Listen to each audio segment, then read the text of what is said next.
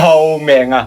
見到香港客戶揾到我，想揾套深圳嘅關口物業，總價唔可以超100萬，仲係要係精裝修，現樓景觀咧一定要夠靚，周邊配套設施啊一定要夠晒齊全，落樓一定要有商場啊、宵夜街坊啊呢啲一定要有，並且翻去香港10分鐘時間，咁就最好啦。當時我聽到真係頭都大晒，不過唔緊要，咁啱我又揾得到喎。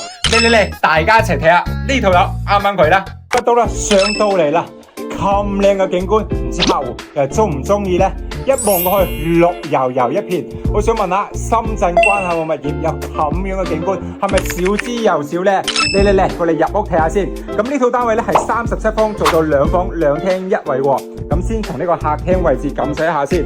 整體空間感咧，亦都係非常之闊落嘅。咁呢度層高咧係足足去到4米半嘅，而且仲係民水民電。平時煮飯嘅位置咧就響度，對出嚟咧就係呢啲乾濕分離嘅洗手間啦。咁呢套單位總價都唔需要100萬，而且仲係精裝修現樓咁樣交付，包括呢個項目自帶呢個空中花園，有埋呢個健身室，有埋呢個恒溫泳池嘅。平時做下 gym 游下水，或者落樓下散下步，完完全全都冇問題。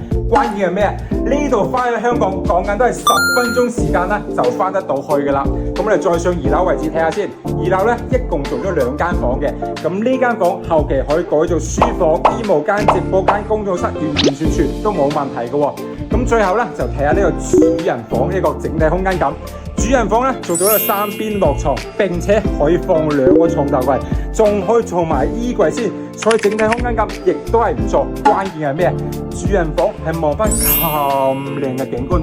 喂，你諗諗，每日一瞓醒覺望住咁樣嘅景，成個人都精神晒啦，係咪？嚟，各位朋友，大家覺得呢套單位點樣呢？